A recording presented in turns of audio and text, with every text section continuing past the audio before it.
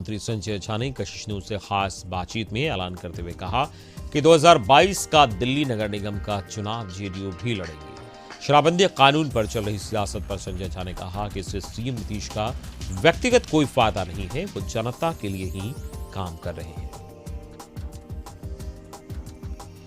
गया में अति नक्सल प्रभावित क्षेत्र डुमरिया थाना क्षेत्र की मोनबार गांव निवासी सरजू सिंह भोक्ता के घर को प्रतिबंधित नक्सलियों ने देर रात घर को बम से विस्फोट कर उड़ा दिया। साथ ही सरजू भोक्ता के दो बेटे सत्येंद्र सिंह भोक्ता और महेंद्र सिंह भोक्ता और पत्नी को घर के बाहर फांसी पर लटका दिया।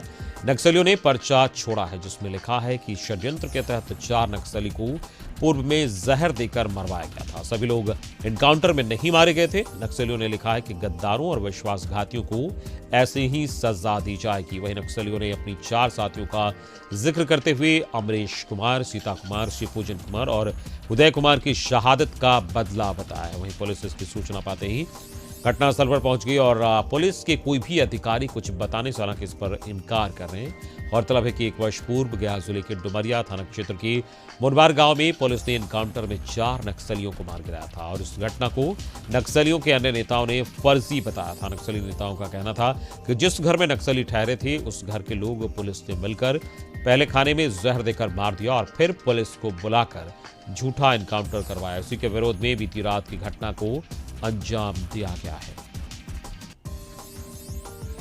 सीतामढ़ी जिले मंडल कारा में बंद एक कैदी की मौत सदर थाना अस्पताल में हो गई। जानकारी के अनुसार परिहार थाना क्षेत्र की सिसवा गांव निवासी जितेंद्र राय पिछले 6 महीने से मंडल कारा में बंद था। लगभग 2 महीने से उसकी तबीयत ठीक नहीं थी।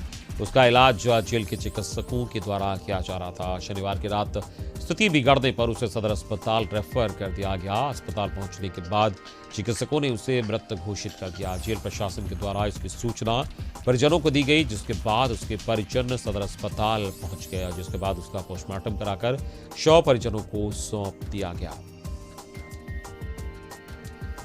बेगूसराय में तेज रफ्तार ट्रक ने एक युवक को कुचल दिया, जिससे उसकी घटनास्थल पर ही मौत हो गई। घटना नगर थाना क्षेत्र के जेल गेट के निकट NH 31 की है। बताया जा रहा है कि सुबह जेल गेट के पास एक युवक NH 31 को क्रॉस कर रहा था, तभी तेज रफ्तार ट्रक ने उसे कुचल दिया, जिससे उसकी मौके पर ही मौत हो गई। मृतक की पहचान सिंघौल थाना क्षेत्र की बगवाड़ा गांव निवासी 28 वर्षीय विकास कुमार के रूप में हुई है। घटना के बाद ट्रक चालक भागने में सफल रहा और घटना की सूचना पर नगर थाना पुलिस मौके पर पहुंची और शव को कब्जे में लेकर पोस्टमार्टम के लिए सदर अस्पताल बेगूसराय भेज दिया है। बगहा में हरिनगर भैरोगंज के बीच चलती ट्रेन से एक युवक गिर गया, जिससे वो गंभीर रूप से घायल हो गया। रामनगर PHC में प्राथमिक उपचार के बाद घायल को रेफर कर दिया गया। बताया जा रहा है कि युवक को किसी ने ट्रेन से धक्का दे दिया था, जिससे वो ट्रेन से नीचे गिर गया। बिहार में शराबबंदी पर उठ रहे सवालों के बीच NACB के आंकड़ों पर ध्यान दें तो उससे साफ हो जाता है कि शराबबंदी के बाद सड़क हादसों में कमी आई है। NACB के मुताबिक शराबबंदी से पहले राज्य में शराब पीकर गाड़ी चलाने की वजह से 1597 लोगों की जान गई थी, लेकिन 2020-21 के जो आंकड़े आए हैं उसमें शराब पीकर गाड़ी चलाने से एक भी मौत का जिक्र नहीं है, जो इस कानून के सुखद पहलू को दर्शाता है। बेगूसराय की छात्रा दुबई में आयोजित वर्ल्ड एक्सपो में हिस्सा लेगी। इसके लिए छात्रा का चयन किया गया है, जिससे उसके परिवार और गांव में खुशी का माहौल है। छात्रा का चयन मैट्रिक में अच्छे अंक और इंटरव्यू के आधार पर किया गया है। तेगड़ा नगर पंचायत की पुरानी बाजार निवासी किसान सत्येंद्र यादव की पुत्री कोमल कुमारी का चयन वर्ल्ड एक्सपो के लिए किया गया है। कोमल 5 भाई बहनों में सबसे छोटी है। उनके पिता खेती-बाड़ी कर परिवार का गुजर बसर करते हैं। कोमल ने बताया कि उसकी मैट्रिक तक की शिक्षा तेघड़ा में हुई है। कोमल को मैट्रिक परीक्षा में 94.2% अंक मिला था। इसी आधार पर उसका चयन वर्ल्ड एक्सपो के लिए हुआ है। कोमल ने बताया कि उसे गर्व है कि उनका चयन वर्ल्ड एक्सपो के लिए किया गया है। उनके परिजनों के साथ साथ हाई स्कूल के प्रिंसिपल का उनके मोटिवेशन में काफी अहम योगदान रहा है। खगड़िया में टाउन थाना की पुलिस ने एक रेस्ट हाउस में चल रहे सेक्स रैकेट का भांडाफोड़ किया है। पुलिस ने 3 युवती, एक महिला समेत 7 लोगों को गिरफ्तार किया है। पुलिस का दावा है कि जिसमें फरोशी के धंधे में संलिप्त ये लोग थे। गिरफ्तार सभी लोगों की मेडिकल जांच की जा रही है और पुलिस इनसे पूछताछ कर रही है। डोरंडा के जैप वन परिसर में झारखंड की स्थापना दिवस के मौके पर एक कार्यक्रम का आयोजन किया गया। स्थापना दिवस के एक दिन पहले 14 नवंबर को इस कार्यक्रम का आयोजन किया गया। झारखंड पुलिस अलंकरण दिवस परेड के इस समारोह में झारखंड पुलिस के साल 2020-21 के लिए पुलिस पदाधिकारी कर्मियों को सम्मानित किया गया। विशिष्ट सेवा के लिए राज्यपाल पदक का सीआईडी के इंस्पेक्टर रविकांत प्रसाद को मिला। वहीं झारखंड मुख्यमंत्री वीरता पदक 27 पुलिसकर्मियों को दिया गया, जिसमें जगुआर के 16 जवान शामिल हुए। वहीं सराहनीय सेवा के लिए झारखंड पुलिस पदक से 29 जवानों को सम्मानित किया गया, जिसमें 10 जगुआर के जवान शामिल हैं। इससे पहले झारखंड स्थापना दिवस अलंकरण परेड समारोह में मुख्यमंत्री ने जैप वन के शहीद स्मारक स्थल पर फूल चढ़ाए। हालांकि बारिश की वजह से इस कार्यक्रम में थोड़ी परेशानी जरूर हुई, लेकिन जवानों के उत्साह में कोई कमी नहीं आई। बारिश के बीच भी जवान पूरी तरह से परेड ग्राउंड में उत्साह के साथ इस परेड में शामिल हुए और सबों का दिल जीत लिया।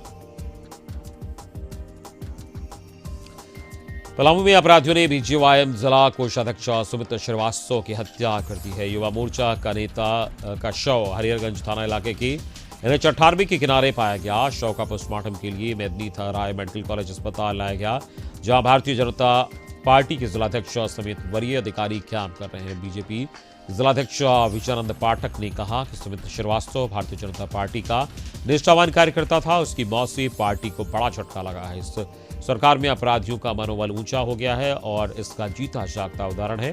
पलामू पुलिस से आग्रह करता हूं कि जल्द से जल्द इस मामले का उद्भेदन करते हुए अपराधियों को सलाखों के पीछे डाले, और नहीं तो बीजेपी कार्यकर्ता उग्र आंदोलन करने के लिए बाध्य होंगे।